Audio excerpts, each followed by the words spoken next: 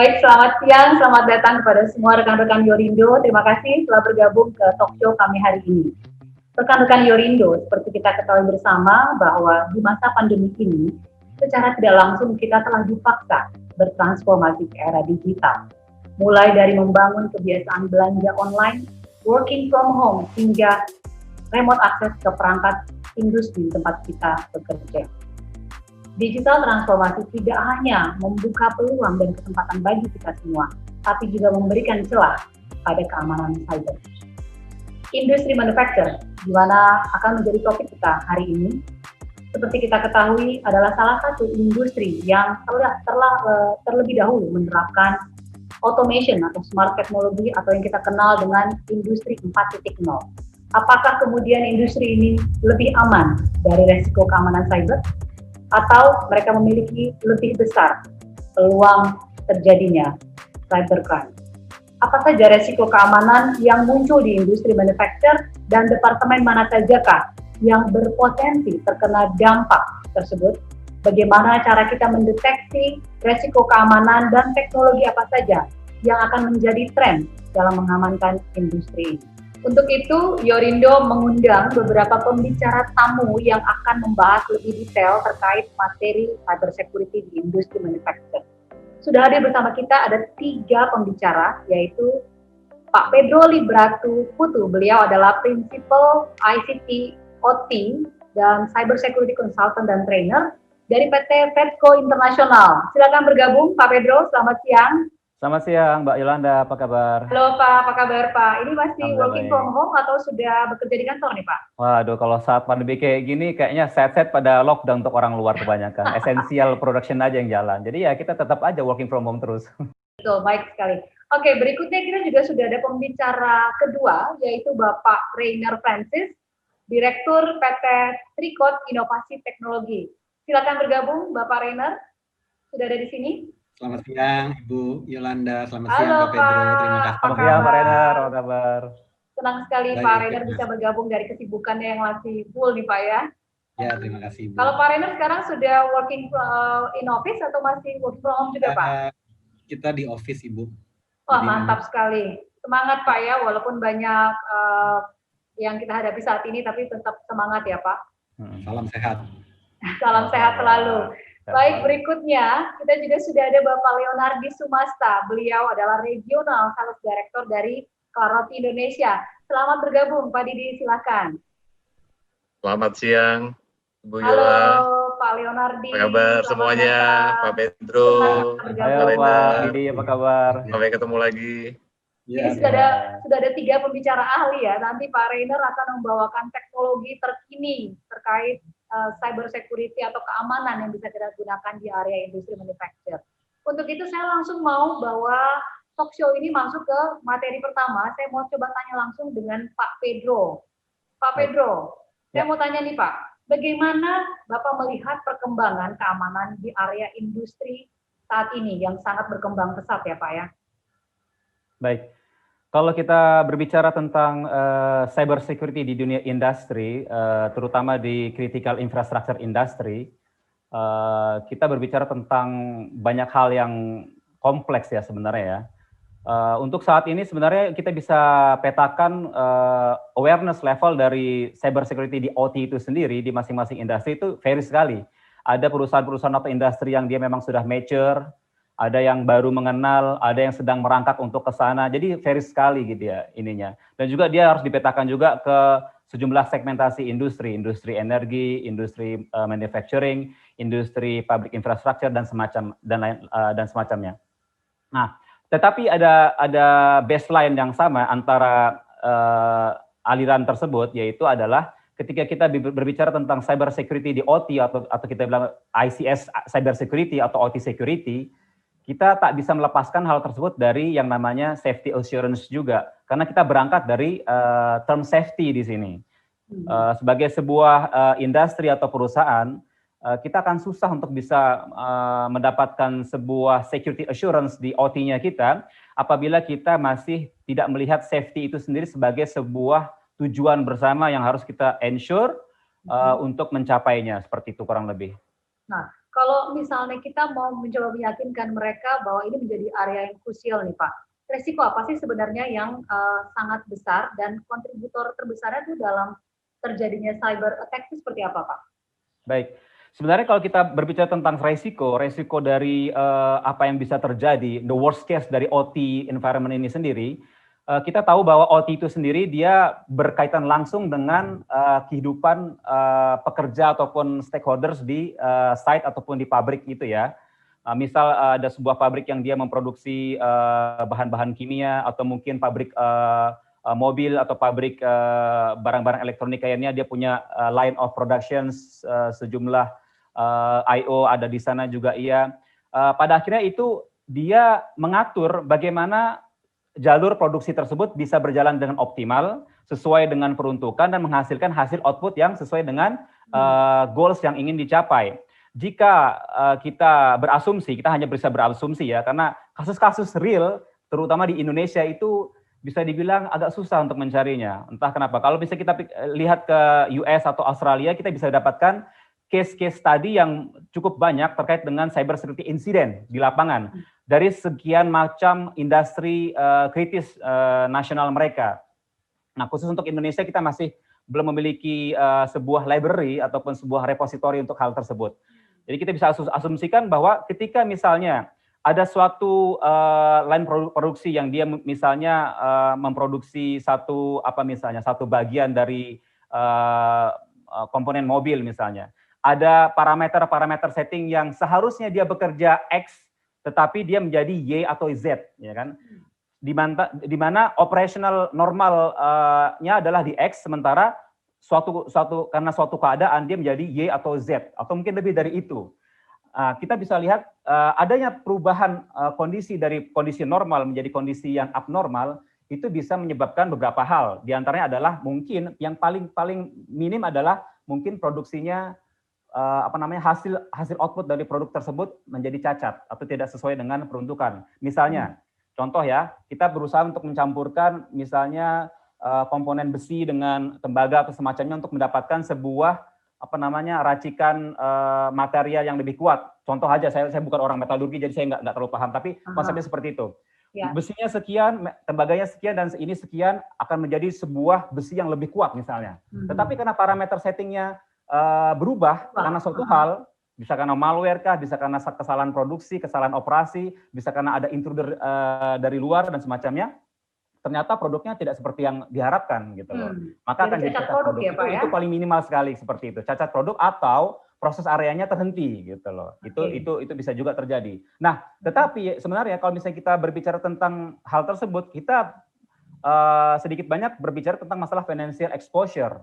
Sementara kalau kita merujuk ke standar yang digunakan di industrial security seperti di IEC 62443 atau NIST Special Publications 882, mereka selalu membuat baseline risk exposure itu ke masalah safety-nya. Bagaimana sebuah critical infrastructure industry tersebut, dia akan terekspos dengan suatu resiko terkait dengan safety dari human itu sendiri yang paling besar. Nyawa manusia itulah yang sebenarnya harus dijadikan sebuah central object dari pembahasan di industrial security ini gitu loh. Karena ya kita berbicara tentang suatu hal yang terkait langsung dengan interaksi kita di lapangan gitu loh. Kita punya alat itu kita langsung berinteraksi dengan kita di lapangan. Kalau alat tersebut salah parameter, kemungkinan ya worst case bisa banyak hal bisa terjadi seperti itu. Jadi itulah resiko terbesarnya. Sementara beberapa faktor penting yang menyebabkan itu terjadi. Well, kalau kita lihat sejumlah sejarah di dunia industri ini, di dunia critical infrastructure industry, kita akan menemukan sejumlah holes tersebut bukan disebabkan oleh sistem yang canggih, tetapi lebih ke arah bagaimana kita mendevelop human resources kita sendiri di suatu organisasi tersebut, ya kan? Karena once kita punya suatu environment yang canggih lah, yang sudah lengkap segala macam, tetapi kita tidak mendevelop human factornya dengan lebih baik, dengan mengikuti standar yang sudah seharusnya dilakukan di industrial security best practices, maka kemungkinan untuk terjadinya risk exposure itu tetap masih ada. Karena human factor itu secanggih apapun alat yang kita gunakan, kalau human factor kita tidak treat dengan baik, kita tidak engage dengan baik, kita tidak develop dengan baik, maka banyak hal bisa terjadi masih seperti itu. Sebenarnya, Pak, saya mau tanya lagi, kontributor terbesarnya hingga terjadinya malware atau cyber attack di industri tersebut, faktor mana Pak yang paling besar? Ya, baik, kalau misalnya cyber threat itu sendiri kita bisa petakan menjadi dua bagian ya secara umum. Yang pertama adalah dari internal perusahaan itu sendiri, dari internal institusi yang bersangkutan, sama dari eksternal. Terjadi sebuah perubahan eksponensial terkait dari cyber threat yang dari internal dengan eksternal. Dulu sebelum tahun 2004 ya, itu kita melihat internal threat itu jauh lebih dominan dibanding dengan external threat. Tetapi setelah tahun itu berganti, lepas dari tahun tersebut, sisi eksternal itu menjadi lebih eksponensial, lebih banyak terjadi. Kenapa? Salah satu faktornya adalah terkait dengan bagaimana industri kita, terutama OT ini, dia sudah lebih blending dengan IT infrastruktur itu sendiri, dengan IT world. Dulu, kalau kita berbicara tahun 80-an, 90-an, 2000-an awal, ketika orang berbicara tentang OT, OT is standalone. IT, there is nothing to do with IT here. We have our own world. Ya, kita punya dunia kita sendiri. IT ya silakan, kita OT sendiri. Kita ada istilahnya kita bilang air gap. Tidak ada keterhubungan antara OT dengan IT di sana. Antara business environment dengan OT itu terpisah, ya kan? Jadi operator dia punya dunia sendiri. Kenapa? Totally secure dari IT attack. Ya, kita bilang ada air gap lah. Ya, kita perlu air gap. Ada pemisah barrier yang sangat jelas antara OT dengan IT. Nah, seiring berjalannya waktu dan juga terkait juga bagaimana demand dari pasar, ya kan, kemudian juga bagaimana juga korporasi-korporasi besar di bidang industrial control system ini bermain, ya kan, pada akhirnya lepas dari tahun 2004 ke atas terjadi migrasi, bukan migrasi sih, adaptasi atau adopsi IT infrastruktur secara besar-besaran ke dunia OT. Dulu saya masih melihat sistem yang pure standalone ICS. Seperti contoh misalnya sebuah DCS station yang sendiri, PLC sendiri. Sekarang everything seems integrated, distributed computations, integrated dengan dunia IT juga ya kan, untuk monitoring, untuk production monitoring, production surveillance, untuk engineering purpose dan semacamnya. Jadi kalau zaman sekarang kita berbicara tentang OT environments, well it's very integrated with IT environments. Nah, inilah faktor inilah yang menyebabkan kenapa dunia OT itu sekarang tuh lebih terekspos dengan dunia eksternal itu. Yang sebelumnya, mungkin kalau orang mau melakukan bridge ke sebuah OT system, itu lebih bergantung pada orang internal untuk melakukan. Atau mungkin vendor yang akses ke sana dan semacamnya. Tapi eksternal, well, it's very difficult to do that. Tetapi sekarang, dengan adanya integrasi seperti itu, ya kan, dan ini yang salah satu kata kunci yang harus kita emphasize adalah, adaptasi dunia IT infrastructure atau IT world ke dunia OT world, ya kan, tidak diiringi dengan adaptasi dari knowledge terkait dengan OT cyber security itu sendiri. Nah, itu yang menjadi big gap di sini ya.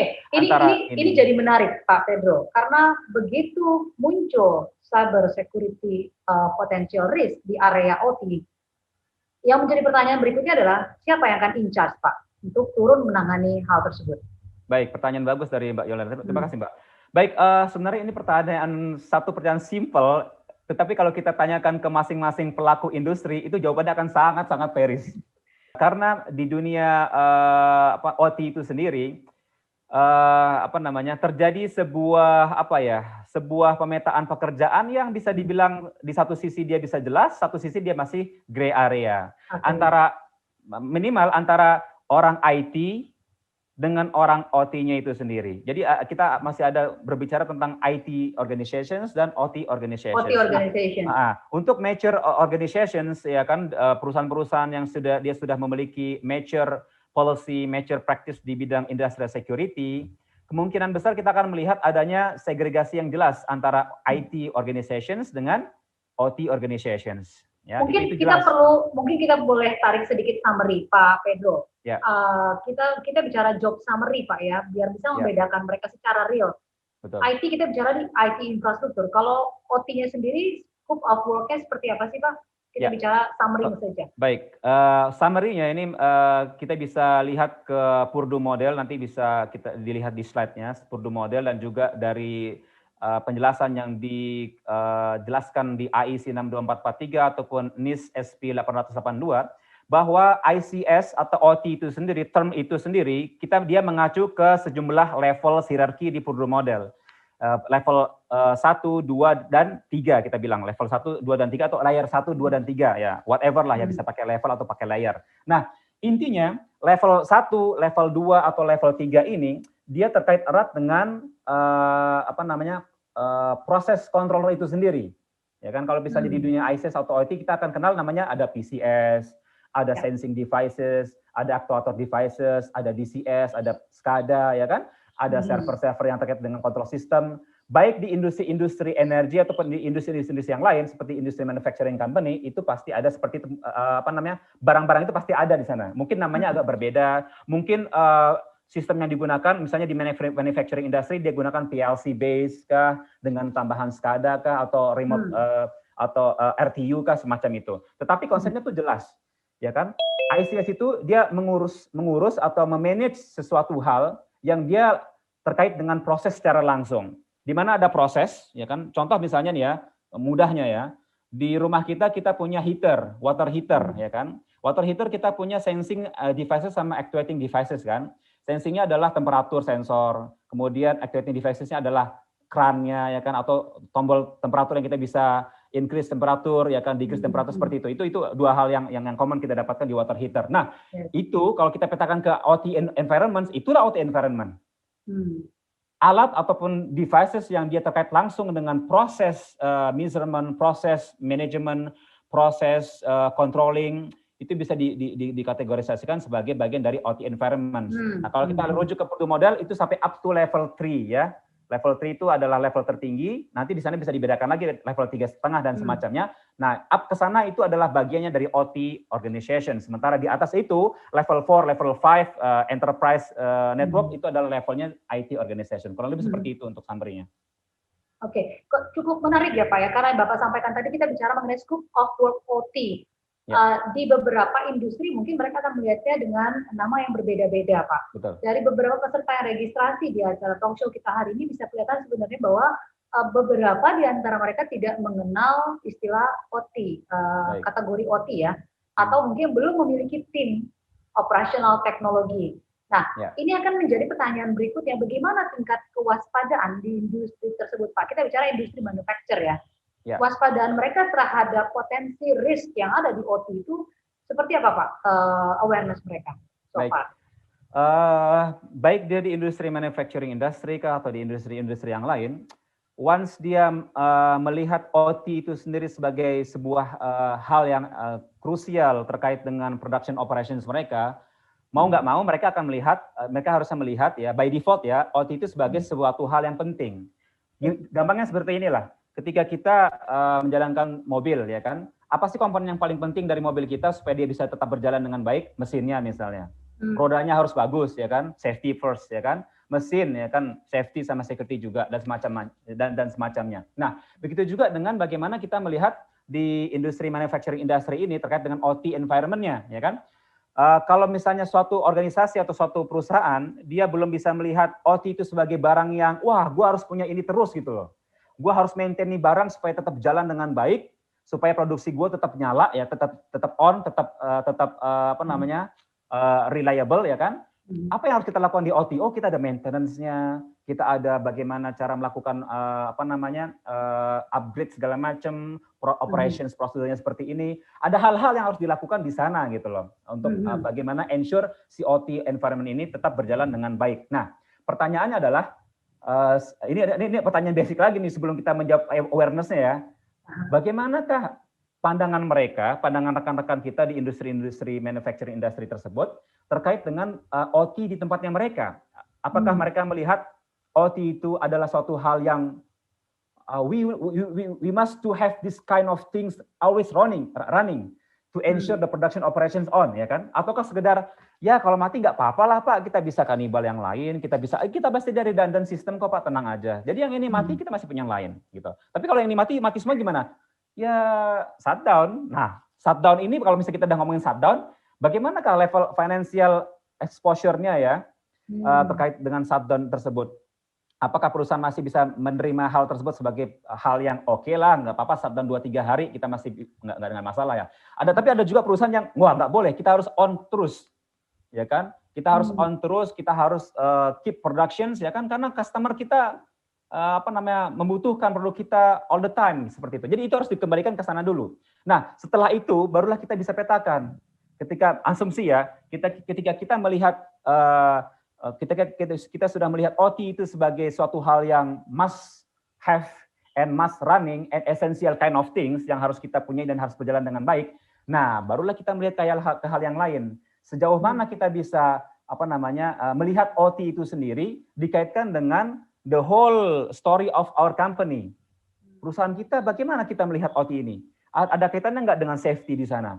Ketika kita bisa melihat itu dengan kacamata yang lebih jelas, yang lebih terstruktur, pada akhirnya awareness level itu akan terbangun dengan sendirinya. Akan tercipta dengan sendirinya. Ya, kenapa? Karena awareness itu nggak istilah bahasa kita ujuk-ujuk datang gitu kan, langsung datang tiba-tiba saja, nggak seperti itu kan. Awareness itu dia kalau kita lihat case study dari perusahaan-perusahaan multinational company yang mereka sudah berdarah-darah sebelumnya terkait dengan peristiwa-peristiwa safety incident yang mereka alami, dari situ mereka belajar. Mereka belajar terkait safety is everybody business atau safety is our business, ya kan? Dengan safety assurance, ya kan? Kita bisa membangun awareness terkait hal tersebut. Dari sana barulah kita bisa beranjak ke how to ensure our industrial security based on safety assurance tersebut gitu. Jadi harus bertahap dia.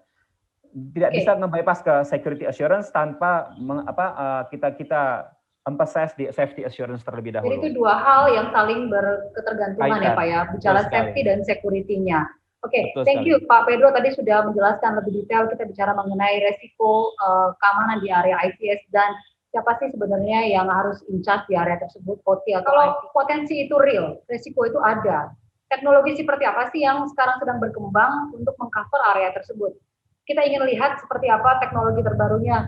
Hadir bersama kita Bapak Rainer dari Tripod Inovasi Teknologi yang akan mengenalkan satu teknologi terbaru yang bisa membantu kita dari sisi human access.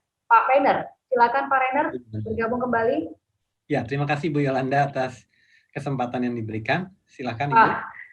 Menarik nih Pak ya, saya ingin tahu Pak, kira-kira tren teknologi apa sih yang sedang saat ini kita bicara dengan cyber security. Kalau tadi Pak Pedro sudah menjelaskan resiko itu real Pak, ada di area industri manufacture khususnya di ICS industri. Kita bicara banyak kontrol panel yang banyak diakses oleh pekerja di sana dan resiko terbesarnya kontributornya adalah human error tadi disampaikan oleh Pak Pedro. Nah, alat seperti apa Pak, device seperti apa, teknologi seperti apa yang bisa kita gunakan untuk mencegah itu terjadi Pak untuk industri manufacturing? Ya, terima kasih Ibu atas kesempatannya. Mungkin saya boleh share screen saya untuk menjawab apa yang Ibu Yolanda tanyakan. Jadi ini kita bicara soal industrial automation security, dalam hal yang Ibu tanyakan adalah dari sisi human access-nya begitu Ibu ya. Tapi sebelum sampai ke sana mungkin kita bicara soal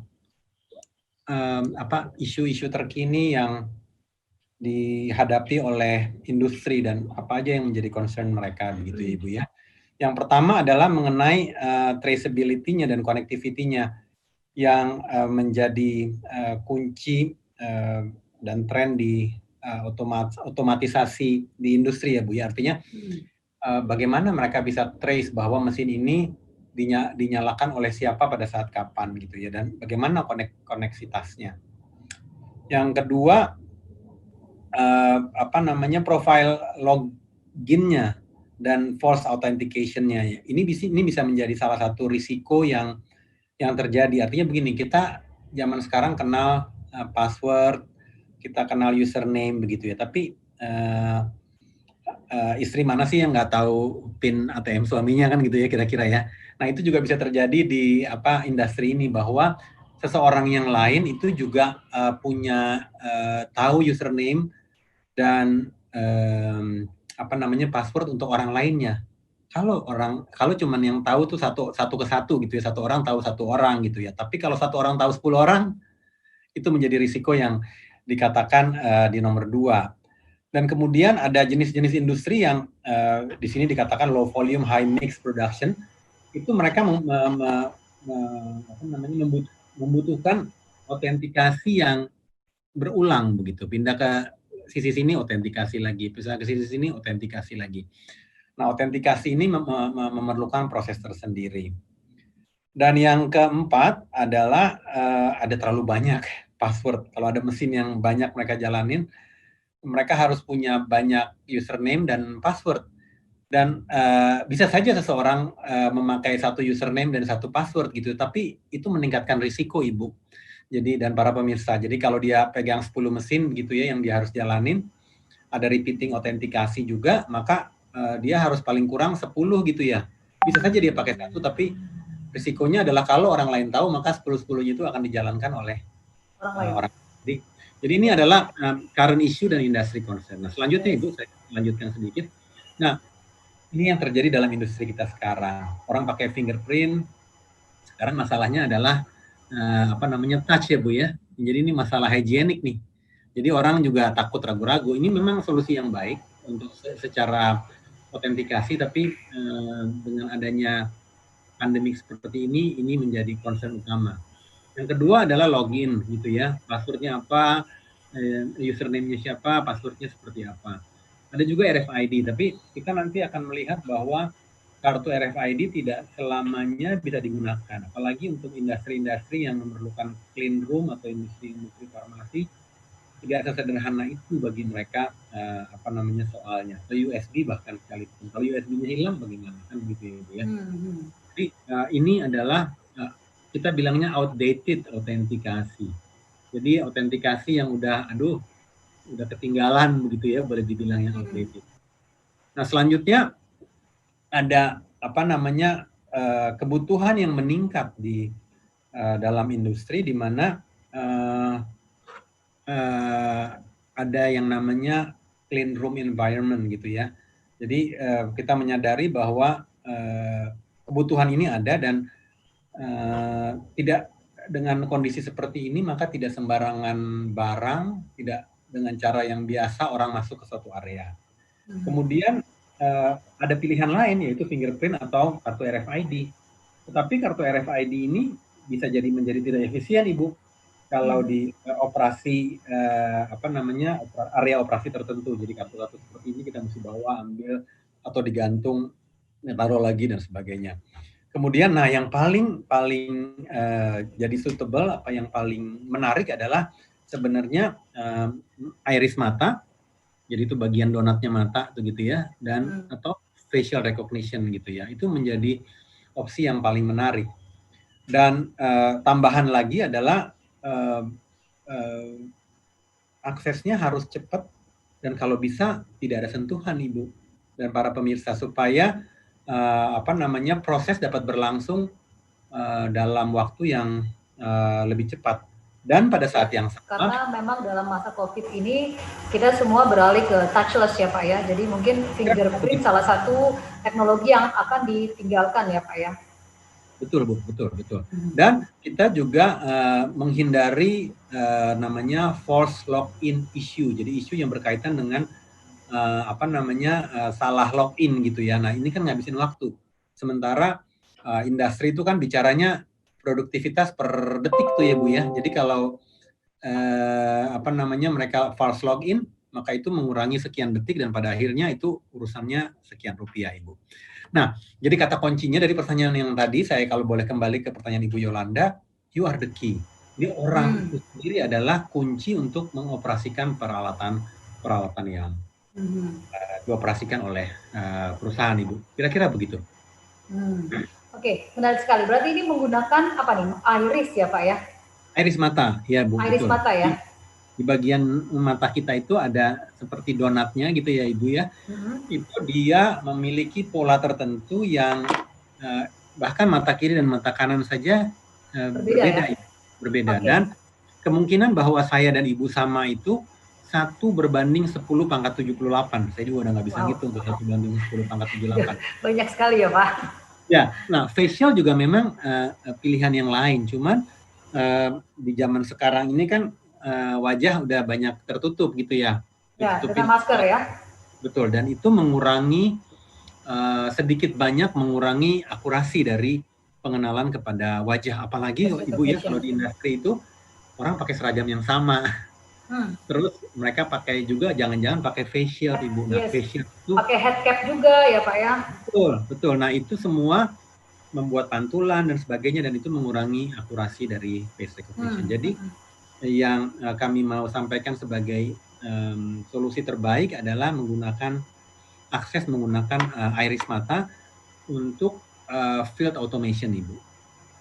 Environment seperti apa Pak kalau kita bicara untuk menangkap gambar yang maksimal? Environment yang cukup terang, tidak terlalu jauh dari mesin. Jadi kalau Ibu lihat di sini ada mesinnya untuk membaca iris mata dan dia kira-kira berdiri sekitar 60 cm dari mesin tersebut. Dan jangan terlalu jauh. Ya. Kalau facial itu dia sekitar 2 meteran dia udah bisa kenalin. Cuman akibatnya atau masalahnya adalah kalau gara-gara kenalin facial mesin jalan gitu, padahal kita cuma numpang lewat kan. Area lewat tuh kan kadang-kadang bisa sampai 2 meter gitu ya. Tapi kalau orang pada jarak 60 cm itu kan memang dia dengan sengaja mau mengakses mesin tersebut. Jadi sekitar 60 cm berdiri dengan cahaya yang cukup, maka dia sudah bisa kemudian mengoperasikan mesin-mesin. Berarti dia baru akan mendeteksi pada jarak tertentu ya Pak? Betul Ibu, betul Ibu. Berapa jarak maksimalnya Pak? 60 cm Ibu. 60 cm ya? Less than a meter ya Pak? Betul, less than a meter. Berapa detik dibutuhkan untuk bisa mendeteksi satu retina? Itu bisa sampai 1 detik Ibu. 1 detik ya? Ya. Jadi posisi menarik sih Pak, karena kan gini, kalau kita bicara area mesin ya Pak ya, di situ kan pasti ada beberapa pekerja yang juga terlibat di satu area. Betul. Ada nggak kemungkinan bahwa mesin ini bisa mendeteksi beberapa wajah atau mata yang mereka nggak sengaja lewat? Nah, itu yang tadi saya sampaikan bahwa setiap orang ternyata unik dan bahkan mata kiri dan mata kanannya saja berbeda Ibu.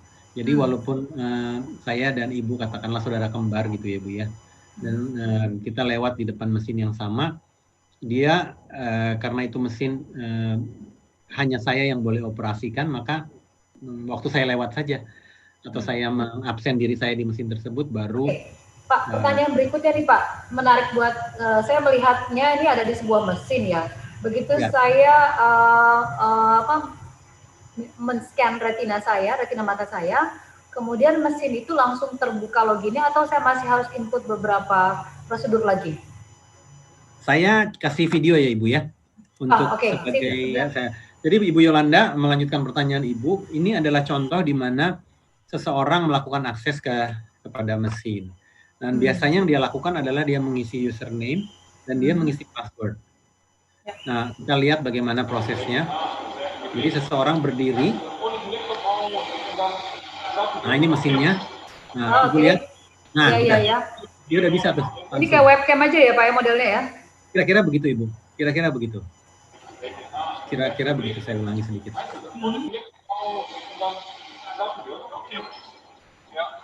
Nah, loading in. Nah, Simon P4700 sudah bisa, Bu. Oke.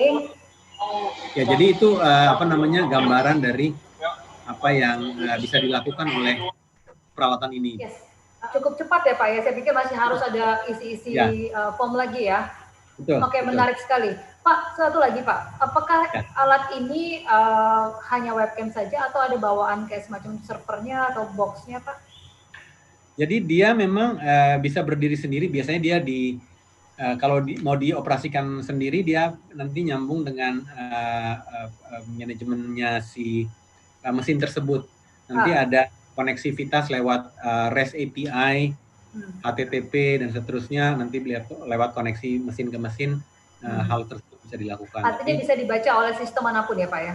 Betul. Karena kan kita bicara pasti ini akan terhubung ke database ya Pak? Betul.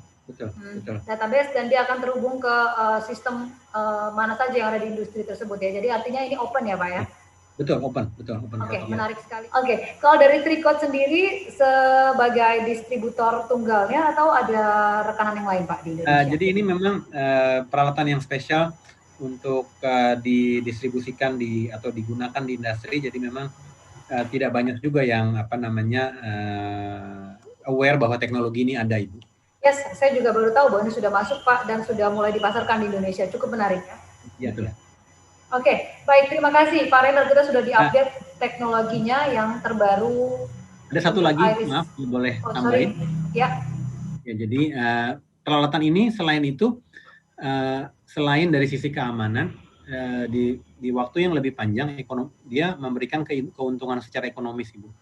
Jadi secara singkat, kalau kita berasumsi bahwa jumlah lainnya sekian, jumlah operator satu shift sekian, jumlah shift per hari sekian, ada 6 parameter ini, Ibu, termasuk labor cost dan man hour cost-nya. Maka dalam jangka waktu 10 tahun itu bisa terjadi penghematan $40 juta, Ibu. Ini dengan hitung-hitungan mereka ya. Ibu lihat di sini aksesnya dia 1 second. Jadi ini mulainya dari hal yang sederhana, Ibu, bahwa dengan menggunakan alat ini aksesibilitasnya 1 second, walaupun saya lihat beberapa videonya sih sebenarnya nggak 1 second gitu ya, 3 second, 4 second gitu. Tapi yang jelas dia lebih cepat dari konvensional ini. Konvensional butuh waktu berapa lama Pak biasanya? 10 detik kira-kira. 10 detik. Masukin username, masukin password, kira-kira 10 detik. Nah, selisihnya itu, Ibu, itu ternyata dalam long run bisa jutaan dolar, Ibu. Oh ya? Lumayan besar Pak ya. Ini apa nih? The number of operation maksudnya apa Pak? One per shift? Number of line, berapa line produksi, number operator, berapa orang operator per shiftnya, kemudian berapa jumlah shift satu hari, login-nya per satu jam itu dia mesti berapa alat yang dia login gitu, berapa login ini. Berapa orang dan berapa alat ya? Dan berapa jam sehari working hours-nya. Plus, betul. Karena dikali jumlah orang, dikali jumlah mesin, dan dikali jumlah shift mungkin ya Pak ya? Betul. Nah, hitungan parameter-parameter ini kalau dihitung semua, ini bisa sampai dengan angka yang ada di layar Bapak Ibu, itu save-nya sebesar itu kira-kira, Ibu. Karena cuma selisih 6 detik tadi ya Pak, kurang lebih ya? Kira-kira begitu. Menarik sekali. Apalagi kalau kita sebutin angka 40 miliar in 10 years. 40 juta dolar. Menarik. Oke, ada lagi Pak teknologi terbaru Pak yang... Ibu, terima kasih. Saya mau menutup dengan itu aja. Oke, sip. Keren sekali. Pak Rainer, terima kasih untuk update teknologi terbarunya. Harapan saya sih ini bisa segera dilihat oleh teman-teman yang ada di industri manufacture karena cukup menarik ya, khususnya di era pandemi di mana saat ini kita diminta untuk bekerja lebih efektif dan lebih efisien dengan lebih cepat, tentunya dengan cara yang hygienic, touchless. Diharapkan kita semua sudah bergeser ke arah sana.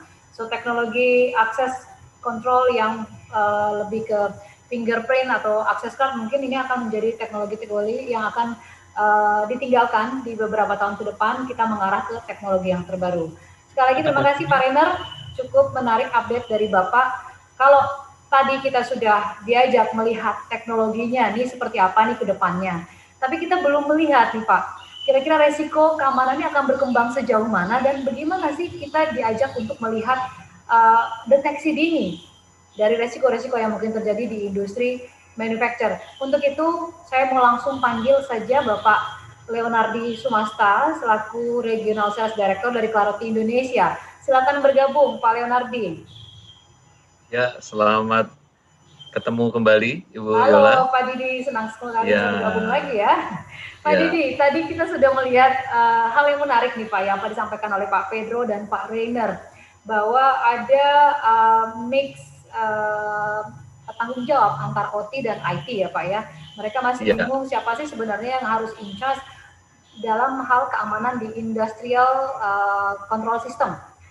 Kemudian kita bicara teknologi yang terus berkembang nih Pak. Kalau bicara teknologi terus berkembang, kita terus masukin device baru ke area industri kita. Seperti apa kita diajak untuk mengenal cara mendeteksi resiko keamanan di pabrik atau di tempat kita bekerja? Oke, iya Bu Yola. Jadi ya seperti kita ketahuin bahwa pada saat ini memang sedang terjadi transformasi, di mana tadi juga setelah disampaikan juga dengan Pak Pedro di depan, bahwa memang transformasi di dunia OT itu sedang terjadi. Jadi kalau dulu OT itu betul-betul terklaster, jadi dia betul-betul tidak memiliki hubungan sama dunia luar. Jadi kalau saya mau kasih ilustrasi sederhana, itu OT yang zaman dulu seperti mungkin Bapak Ibu di sini punya komputer, punya notebook ya, yang tidak terkoneksi kemana-mana. Nah, itu aman nggak? Ya nggak ada wifi, nggak ada USB, nggak ada apa, cuma komputer. Flash disk. Oke. Ya, oh nggak ada flash disk, nggak ada flash disk kan? Hard disk, ya disket nggak ada. Karena memang tidak terhubung kemana-mana. Nah, anggap saja seperti itu. Itu dunia OT yang zaman dulu. Secure nggak? Ya, lebih secure. Nah, tapi dia nggak bisa kemana-mana juga. Kenapa? Karena tidak bisa diupdate, tidak bisa mengupdate, tidak bisa berkoordinasi kemana-mana. Apa-apa kalau mau memindahkan data harus difoto atau ditulis ulang, baru diberikan kepada yang lain. Ya, itu ilustrasinya. Itu yang dulu. Nah, dengan perkembangan teknologi, itu sudah seperti notebook zaman sekarang. Jadi kalau Ibu Yolanda juga misalnya sekarang mau kirim misalnya tulisan atau Word atau apapun file, itu Ibu Yolanda tinggal klik di internet, masuk internet, ambil email, terkirim dengan sangat mudah.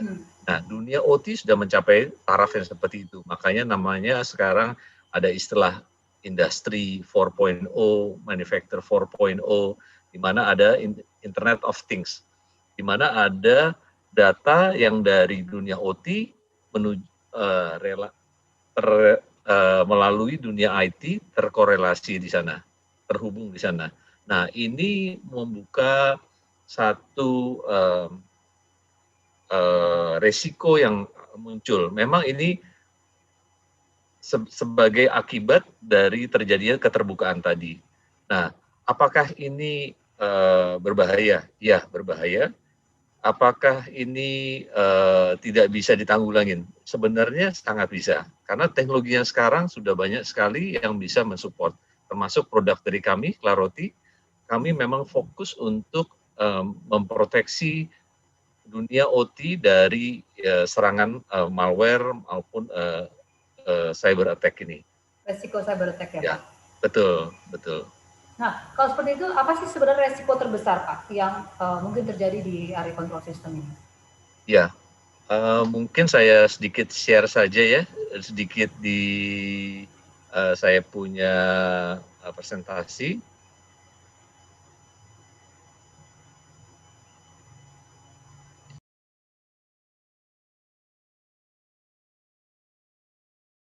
Ya, Bu Yola, kalau kita perhatikan di presentasi kami, ya, jadi kita lihat bahwa selama ini orang masih menganggap sebelah mata untuk satu serangan di dunia OT. Tapi mereka lupa bahwa OT adalah bagian dari core bisnisnya mereka, di mana setiap ada downtime di sana, itu impact-nya sangat dahsyat. Jadi bukan hanya kita bicara masalah finansialnya saja, tapi juga sampai masalah reputasi dan sampai juga bisa seperti yang disampaikan Pak Pedro di depan adalah masalah safety. Ya, jadi coba bayangkan saja misalnya suatu pabrik misalnya pengolahan besi baja misalnya. Pada saat dia lagi beroperasi tiba-tiba mereka mendapat cyber attack atau mendapat gangguan. Apa yang terjadi? Bahwa pabrik itu bisa saja berhenti mendadak, dan pada saat berhenti mendadak itu semua peralatan itu bisa saja sampai rusak posisinya. Kenapa? Karena berhenti dengan tidak normal. Nah, hal ini yang berakibat bermacam-macam. Jadi misalnya mesin harus overhaul sehingga membutuhkan biaya dan waktu yang lebih panjang, atau juga bisa saja sampai akibat-akibat yang lebih berbahaya. Nah, apalagi kalau kita bicara misalnya di dunia farmasi, ya. Kalau tadi juga disebutkan di Pak Pedro di depan ada perubahan tadi material dirubah. Oke, kalau material mungkin tadinya strukturnya kuat menjadi tidak kuat. Nah, tetapi kalau misal dunia farmasi, tadinya campuran itu menghasilkan obat, bisa saja kalau dia tidak terlalu berbahaya, istilahnya obatnya cuma tidak berfungsi dengan baik. Tapi yang berbahaya kalau ternyata racikan ini bisa menimbulkan menjadi satu racun misalnya. Salah dosis ya Pak? Ya, salah dosisnya, salah komposisinya di obat tersebut. Dan obat tersebut bukan menjadi obat, tetapi malah menjadi racun untuk usernya. Nah, ini yang sangat-sangat berbahaya. Nah, hal ini yang seringkali kita dari customer kadang-kadang suka lupa bahwa ini impact-nya sangat berbahaya. Ya. Satu hal menarik nih Pak yang saya mau tanya. Dengan begitu besar resiko tadi yang saya lihat, tapi kok kita tidak pernah, atau saya sendiri Pak ya, saya belum pernah mendengar ada satu malware atau attack terkait ICS di Indonesia pada khususnya Pak. Apa karena memang hal ini belum common terjadi di Indonesia, atau memang kita belum tahu Pak kondisi tersebut? Ya ini kebetulan saya punya data, ini diambil dari website dari di luar. Kalau Ibu Yola lihat di sini bahwa satu attack itu meningkat signifikan sekali, ya banyak sekali, khususnya misalnya di dunia energi, jadi kayak pembangkit listrik, ya misalnya kayak di Indonesia kayak PLN ya di sebelah sana, atau critical manufacturing ya, itu attack-nya tinggi sekali.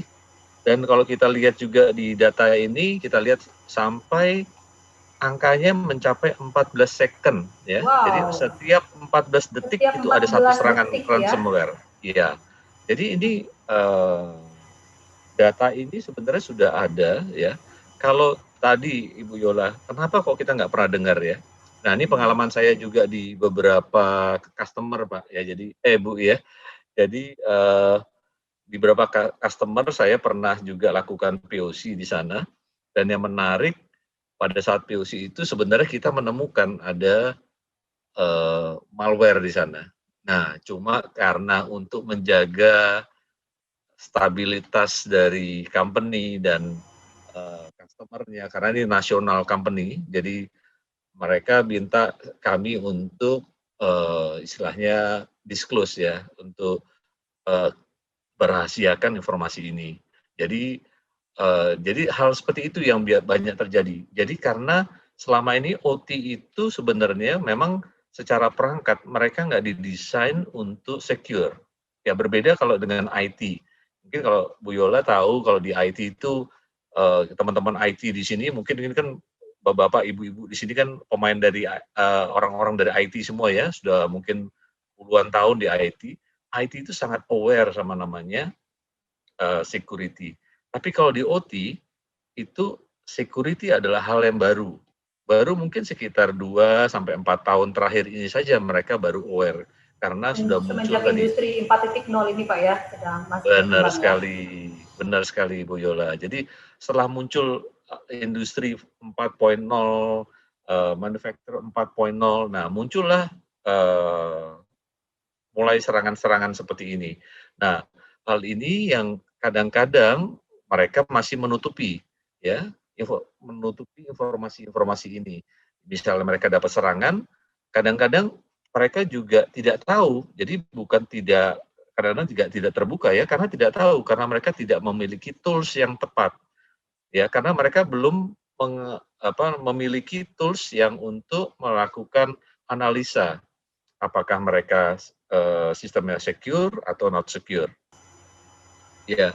Nah, oleh karena itu Bu Yolanda, kami dari Claroti, kami menawarkan satu solusi di mana solusi ini bisa membantu customer untuk melihat apakah network OT mereka itu dalam kondisi healthy atau tidak healthy. Dan sekarang saya mau balikan lagi ke Pak Leonardi. Pertanyaan saya berikutnya, bagaimana cara kita membangun strategic action yang harus kita siapkan untuk bisa mendeteksi lebih dini terhadap potensi resiko keamanan tadi, Pak? Oke, ini pertanyaan yang bagus sekali, Bu Yolanda. Ini kami sharing dari presentasi kami. Ya, jadi kami dari Claroti memiliki solusi yang sangat baik, sangat bagus untuk teman-teman di industri manufacturing khususnya, ya, di mana kami bisa melakukan visibility. Jadi kalau kita lihat di sini, kemampuan dari Claroti yang paling utama adalah kita bisa melakukan namanya asset visibility.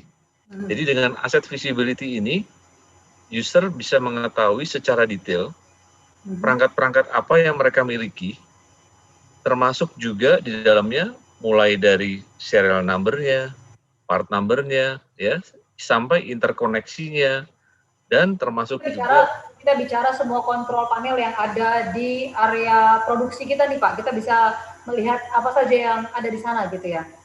Betul sekali Bu Yola. Bukan hanya dari sisi OT-nya maupun tapi juga dari sisi IT-nya yang ada di daerah, di lingkungan dari kontrol panel tersebut. Sehingga kita bisa melihat juga di dalamnya ada vulnerability-nya, ya. Betul. Okay. Vulnerability-nya. Nah, di situ juga kita melihat juga resiko-resikonya. Jadi termasuk misalnya protokol-protokol yang tidak boleh ada di daerah OT misalnya. Nah, itu juga kita bisa menemukan hal tersebut. Kita bisa mengidentifikasi. Jadi kalau saya coba tangkap Pak ya gambarannya. Ya. Kalau misalnya kita punya aset visibility ini, kita bisa tahu mana device yang sudah tidak terpakai, mana yang masih dipakai, mana yang sudah dalam kondisi kritikal yang harus kita replace or need upgrade gitu ya Pak? Iya, dari sisi security ya Bu Yolanda ya. Jadi dari sisi security kita bisa melihat mana produk-produk yang masih secure atau yang sudah tidak secure atau tidak digunakan lagi. Jadi di situ kita bisa membantu customer untuk melihat lebih detail perangkat-perangkat yang ada. Nah, hal ini biasanya terjadi karena biasanya di dunia manufacturing mereka sudah beroperasi mungkin sampai puluhan tahun. Nah, kadang-kadang mereka prosesnya adalah tambal sulam. Jadi nambah perangkat, lepas perangkat. Nah, kadang-kadang catatan atau recordnya sudah berkurang sehingga. Nah ini betul Pak, ini isu sekali karena kita melihat turnover setiap industri itu beda-beda ya Pak ya. Tapi saya yakin industri manufacture pun juga punya culture yang sama di mana begitu terjadi turnover kita mungkin tidak bisa smooth head over. Jadi ada gap nih Pak, informasi tadi Bapak bilang yang sudah dikelola oleh pekerja sebelumnya tidak terdeliver dengan lengkap ke pengelola berikutnya gitu ya Pak. Itu kan jadi isu juga salah satunya ya. Ya, betul sekali Bu Yola. Ya, apalagi kalau misalnya pabrik atau misalnya company itu punya banyak plan. Misalnya dia punya 10 plan, dia punya 20 plan, ya, dia punya 50 pabrik ya, banyak sekali. Nah, sehingga setiap pabrik kadang-kadang mempunyai standarisasi yang berbeda-beda untuk masalah security-nya. Nah, dengan sistem kami, kita bisa buat semua pabrik yang ada atau dimiliki oleh satu company itu mempunyai standarisasi yang sama untuk semua security-nya. Ya. Nah, selanjutnya juga kita memiliki namanya secure remote access. Nah, ini juga lagi sedang tren-trennya. Kenapa? Ya, happening karena apa? Dengan secure remote access ini yang biasanya dari partner-partner atau vendor-vendor yang bekerja di sana, misalnya ada vendor dari Yokogawa atau Siemens atau Honeywell, mereka harus datang ke pabrik untuk lakukan setting konfigurasi. Nah, saat ini bisa dilakukan secara remote. Jadi mereka tidak harus datang ke dalam pabrik karena untuk kondisi COVID saat ini orang yang datang ke pabrik itu sangat dibatasin karena takut menularkan. Mereka takut tertular dari COVID dari luar. Nah, ini juga sedang jadi tren, Ibu Yola, kebetulan di beberapa negara lain jadi tren banget dengan secure remote access ini. Ya, selanjutnya ini kami tunjukkan di sini bahwa kita memiliki dua solusi. Jadi tadi solusi yang pertama adalah solusi untuk melakukan threat detection. Jadi kita bisa monitor bila mana ada serangan, bila mana ada hal yang tidak sesuai dengan standar security yang ada, dan yang produk kami yang kedua atau secure remote access adalah kemampuan untuk perangkat kami untuk melakukan remote, sehingga perangkat-perangkat yang ada di pabrik itu bisa dikontrol atau di remote dari luar, sehingga kita tidak memerlukan orang-orang itu harus datang ke dalam pabrik untuk melakukan setting dan konfigurasi dari perangkat-perangkat OT-nya mereka. Begitu, Bu. Kalau melihat teknologi ini sih harusnya ini menjadi salah satu teknologi yang bisa kita terapkan mengingat kondisi kita banyak pekerja yang diwajibkan bekerja working from home ya Pak ya, atau mereka diminta untuk menggunakan akses remote ke critical informant yang ada di industrinya mereka ya Pak? Betul sekali Bu Yolanda. Ya, dengan adanya COVID ini, kita melihat bahwa tren suatu produksi itu dilakukan secara remotely, ya. Jadi karena orang juga sekarang yang datang ke pabrik juga semakin berkurang karena kebanyakan masih work from home. So jadi kenapa kita memerlukan dua perangkat ini? Satu CTD untuk memastikan bahwa semua perangkat yang ada di dunia OT tersebut itu dalam kondisi yang aman. Dan juga kita melihat bahwa tren pada saat COVID ini, tren serangan malware itu meningkat cukup signifikan pada saat kondisi COVID ini. Nah, yang kedua adalah dengan menggunakan secure remote access, ya. Solusi kami yang kedua itu bisa juga memudahkan orang-orang atau vendor maupun pihak-pihak ketiga yang terkait dengan operation dari OT tersebut bekerja tidak harus datang ke pabrik, tapi bisa dilakukan secara remotely. Sehingga bisa membantu customer untuk mengamankan orang-orangnya atau pekerja pabrik dari serangan COVID. Dan itu tentunya industri tetap bisa beroperasi ya Pak ya, produksi tetap bisa berjalan ya, dengan tingkat keamanan yang lebih terjamin, gitu ya Pak? Betul. Satu pertanyaan terakhir Pak Didi sebelum kita menutup talkshow kita hari ini, apakah ada diberikan kesempatan buat rekan-rekan yang hadir di talkshow kita hari ini untuk mereka boleh melihat bagaimana secara mendeteksi potensi resiko di area mereka? Apakah ini diberikan kesempatan oleh Claroti? Ya, jadi ada dua hal yang akan coba kami tawarkan. Yang pertama, mungkin kita bisa adakan sesi yang lebih deep lagi ya, Bu Yola ya. Nanti ada satu sesi, ya sesi khusus untuk solusi kami, di mana kami akan bisa mendemokan di sana, live demo, di mana posisi perangkat kami, karena kami punya lab di sana, sehingga dari lab itu kita bisa menunjukkan bagaimana perangkat ini bisa bekerja untuk melakukan visibility tadi, terus vulnerability management, kita bisa mendeteksi kalau ada vulnerability, dan yang ketiga adalah lakukan threat detection. Jadi gimana kalau ada satu threat, ada serangan, apa yang kita bisa temukan, bagaimana cara menanggulanginya dan segala macam itu kita bisa tunjukkan. Termasuk ini, juga apakah ini harus melakukan visit Pak ke lokasi atau bisa dilakukan secara virtual? Ya, kalau ini kita akan bisa demokan secara virtual, Yolanda. Jadi nanti kita bisa share screen-nya apa yang terjadi, dan nanti bila mana ada Bapak Ibu di sini yang sangat tertarik dan ingin juga misalnya mendapatkan hasil yang real dari kondisi yang ada di perusahaan Bapak Ibu, bisa saja kita sampai masuk namanya kita lakukan POC, proof of concept ya. Jadi kita biasanya nanti akan lakukan karena kondisinya sedang COVID seperti ini, biasanya kita POC-nya adalah POC offline. Jadi nanti datanya kita ambil, ya Bapak Ibu bantu kami ngambil datanya, istilahnya pick up data, dan data itu nanti akan kita analisa. Nah nanti kita sama-sama kita tunjukkan hasil dari healthy dari perusahaan OT di perusahaan Bapak Ibu, ya. Jadi dengan mudah itu, dari secara virtual bisa langsung dianalisa ya Pak ya? Betul sekali Bu Yola, dengan sangat mudah, sangat cepat, ya. Tinggal dikirimkan ke kami nanti bentuk pick up-nya, nanti kita bisa lihat di situ namanya hygiene score-nya ya, hygiene score-nya berapa besar. Jadi apa aja resiko-resikonya di sana dan segala macam kita bisa tunjukkan langsung.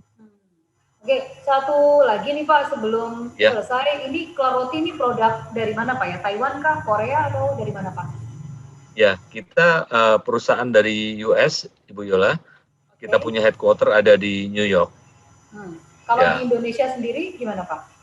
Ya, di Indonesia kebetulan ada saya yang support saat ini. Ya, nanti juga untuk technical support-nya kita disupport dari tim dari Singapura. Ya. Dan nanti Pak juga adalah prinsipalnya ya Pak, principal office dari Claroti ya? Ya, saya prinsipal untuk di Indonesia. Satu-satunya prinsipal untuk solusi ini yang ada di Indonesia. Ya, Kebetulan kompetitor Pak kami Leonardi tidak mungkin bisa dibantu Pak Leonardi, ada alamat email yang mungkin bisa di-share oleh tim Bapak, boleh dibantu chat di chat box kami alamat emailnya supaya bisa membantu rekan-rekan yang punya pertanyaan nanti lebih lanjut bisa ngobrol langsung nih sama Pak Leonardi gitu ya Pak ya. Ya, boleh Bu Yola, nanti saya share. Oke, terima kasih Pak Leonardi. Tadi kita sudah diajak melihat lebih dalam lagi gimana caranya kita mendeteksi secara dini resiko keamanan yang mungkin terjadi di area pabrik atau industri manufaktur kita. Sekarang kita mau coba lihat secara recap aja nih. Karena banyak hal kita melihat keamanan cyber ini belum menjadi prioritas di OT ataupun ICS. Summary secara singkat, Pak Pedro, saya kembali ke Pak Pedro lagi.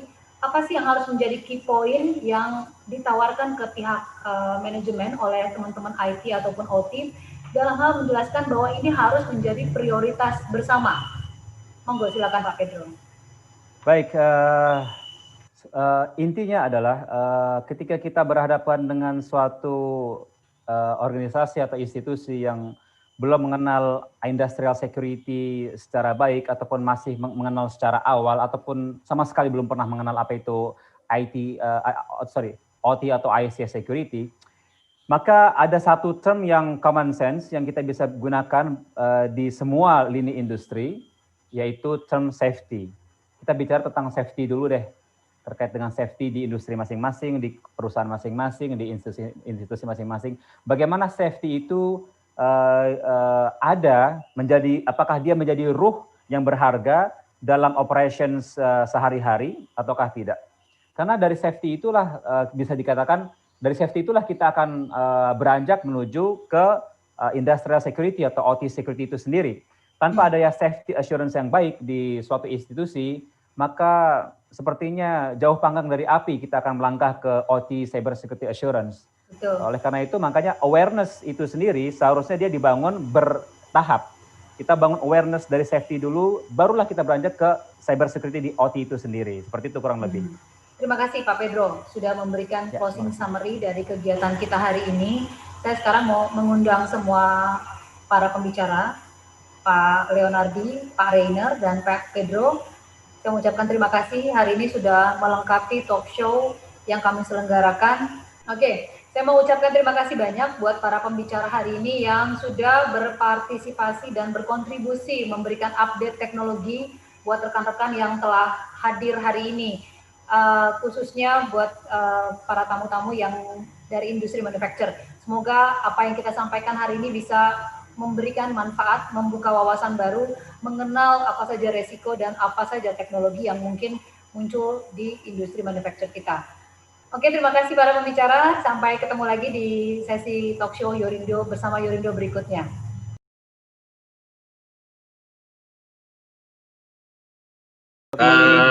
Oke, terima kasih Bu Yola, Pak Reiner, kembali. Pedro. Oke, ya, sama-sama semuanya Pak. Ya. Baik, terima kasih saya ucapkan buat semua rekan-rekan yang telah mengikuti jalannya talk show Yorindo Teknologi Talk Show hari ini.